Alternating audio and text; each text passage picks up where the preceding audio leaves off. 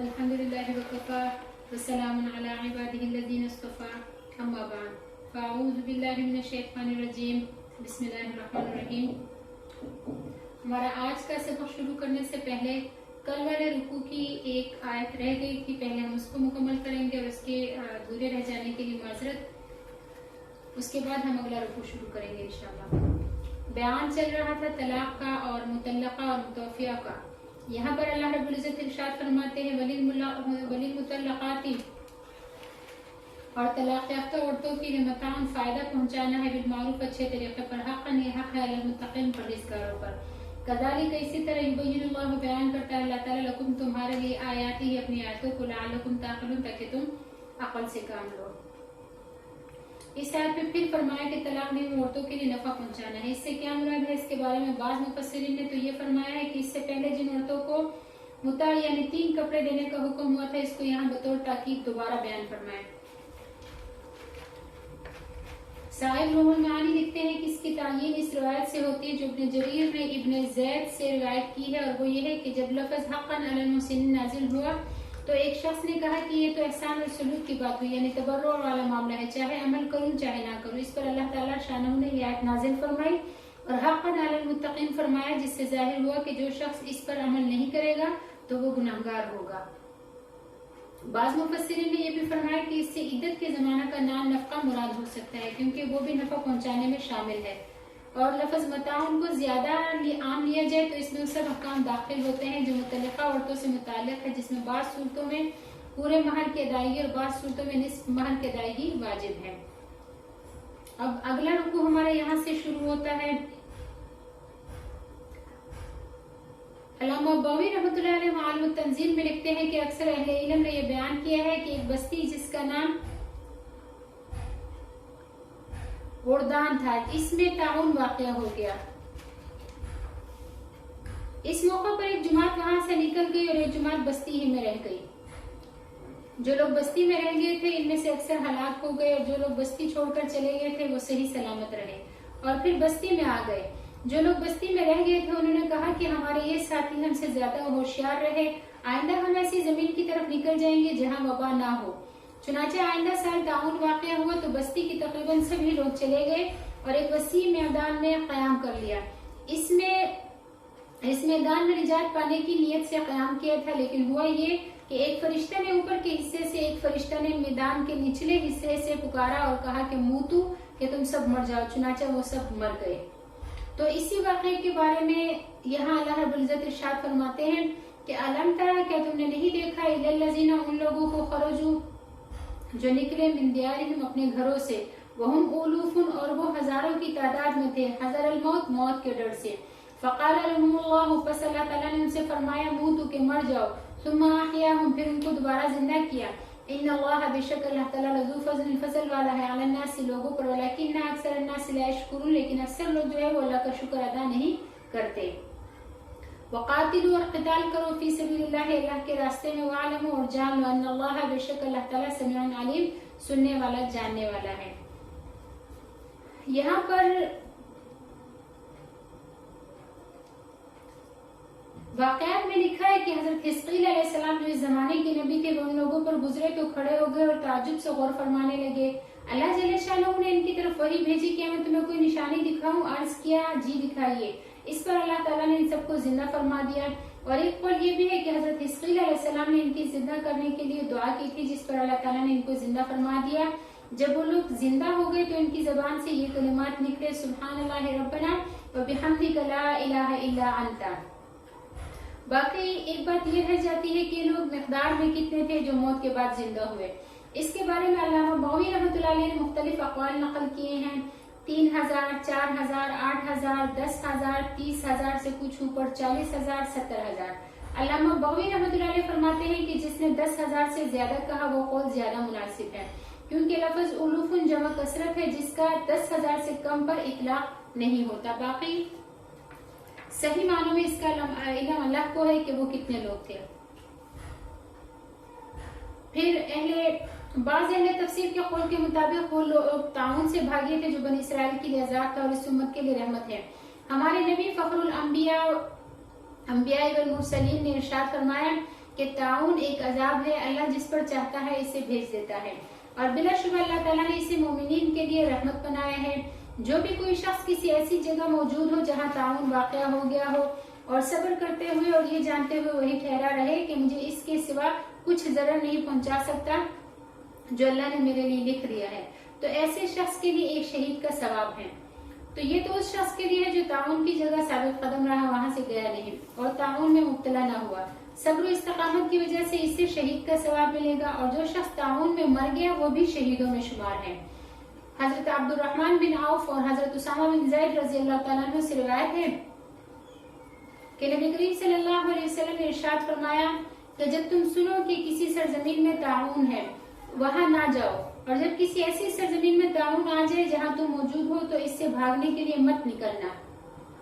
حضرت جابر رضی اللہ تعالیٰ عنہ سے روایت ہے کہ نبی کریم صلی اللہ علیہ وسلم نے ارشاد فرمایا کہ جو شخص تعاون سے بھاگے وہ ایسے ہے جیسے میدان جہاد سے بھاگا، اور جو صبر کرتے ہوئے وہی رہے اس کے لیے ایک شہید کا ثواب ہے۔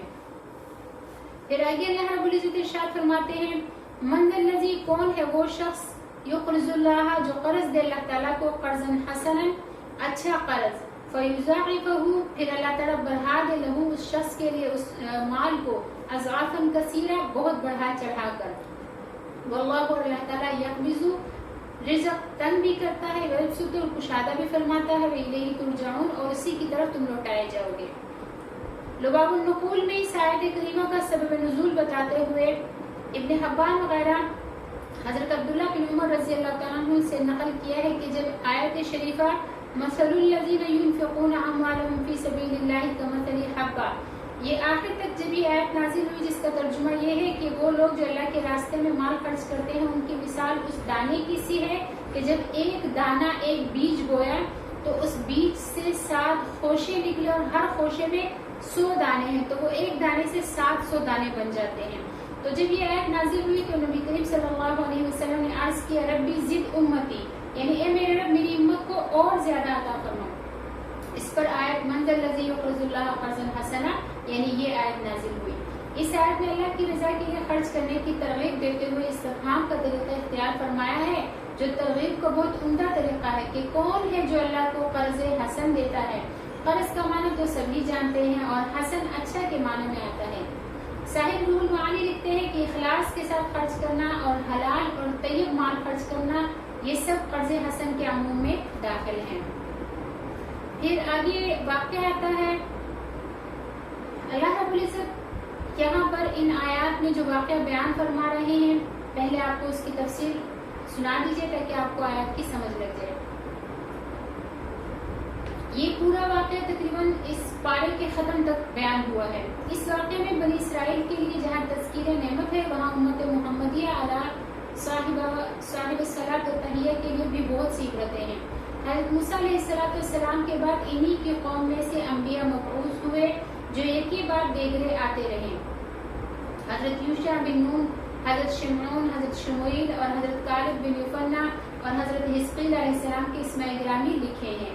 یہ حضرات حضرت موسیٰ علیہ السلام کی شریعت کی تبلیغ اور تورات کے مضامین بیان فرماتے تھے۔ بنی اسرائیل میں شدہ بے دینی بلکہ بد دینی تک آ گئی۔ اللہ تعالیٰ نے ان کے دشمنوں کو ان پر مسلط فرما دیا جو جالوت کی قوم میں سے اور عمالقہ میں سے تھے۔ یہ قوم عمالقہ یہ بہت زور آور قوم تھی اور بحر روم کے ساحل پر مصر اور فلسطین کے درمیان رہتے تھے۔ یہ لوگ بنی اسرائیل پر غالب ہو گئے، ان کی زمین چھین لی اور ان کی اولاد کو جن میں ان کے بادشاہوں کی نسل کے لوگ بھی تھے قید کر دیا اور ان پر جزیہ لگا دیا۔ بنی اسرائیل اس موقع پر بہت ہی زیادہ مصیبت اور سختی میں مبتلا رہے۔ کوئی ایسا نہ رہا جو ان کا قائد اور مدبر ہوتا۔ جو بہت زیادہ دکھ اور تکلیف میں مبتلا ہوئے تو اس زمانے میں جو ان کے نبی تھے جو اسی مصیبت کے زمانے میں پیدا ہوئے اور بڑے ہو کر نبوت سے سرفراز ہوئے، ان کی خدمت میں بنی اسرائیل نے عرض کیا کہ اللہ پاک کی طرف سے آپ ہمارے لیے ایک بادشاہ مقرر کرا دیں تاکہ ہم ان کے ساتھ مل کر دشمنوں سے جہاد کریں اور ان کو اپنے علاقوں سے نکال دیں۔ چونکہ بنی اسرائیل کو سیاسی حالات میں بادشاہوں کے ساتھ مل کر کام کرنے کی عادت تھی، اس لیے انہوں نے ایسا سوال کیا۔ جب ان لوگوں نے کسی کو بادشاہ بنانے کا سوال کیا اور دشمنوں سے جہاد کرنے کی ارادہ ظاہر کیا تو ان کے نبی، جن کے بارے میں روایت میں آتا ہے کہ وہ حضرت شمعون علیہ السلام کے، تو حضرت شمعون علیہ السلام نے جو ان کے حال اور قال کو جانتے تھے خطرہ ظاہر کیا اور فرمایا کہ تم سے تو یہ امید ہے کہ قتال فرض ہو گیا تو جنگ سے دور بھاگو گے اور لڑائی سے جان چھڑاؤ گے۔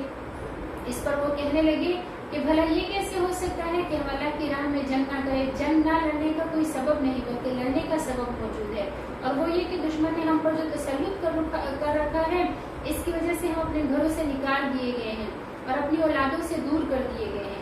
باتیں تو بڑھ چڑھ کر رہے تھے، لیکن جب قتال فرض ہو گیا تو وہ خطرہ سامنے آ گیا جو ان کے نبی کو تھا، اور تھوڑے سے لوگوں کے علاوہ باقی سب ارادوں اور وعدوں سے پھر گئے اور جنگ کرنے سے منہ موڑ لیا۔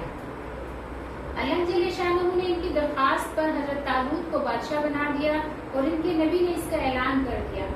عمل اور کارگزاری حضرت طالوت کی تھی اور مشورہ اور رہبری ان کے نبی کی تھی۔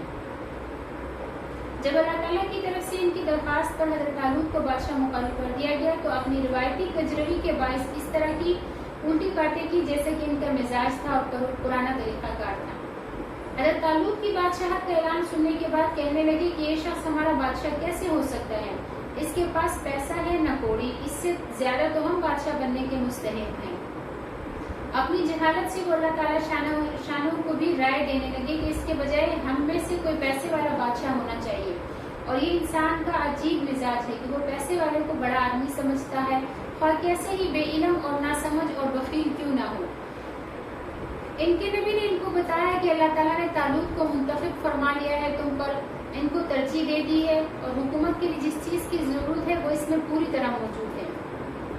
حکومت کے لیے علم ہونا چاہیے جس کے ذریعے وہ تدبیر امور کر سکے اور دشمنوں سے نمٹ سکے، اور ساتھ ہی جسمانی قوت بھی ہونی چاہیے۔ علم کی تدبیر اور جسم کی قوت سے ہمت ہوتی ہے اور حوصلہ بلند ہوتا ہے، اور دشمنوں پر غلبہ پانے کے لیے انہی چیزوں کی ضرورت ہے، اور یہ بھی اللہ کو اختیار ہے، جس کو چاہے حکومت اور مملکت عطا فرمائے۔ تمہیں اعتراض کا کیا حق ہے؟ اور اللہ کے فیصلے کے خلاف تم رائے دینے والے کون ہو؟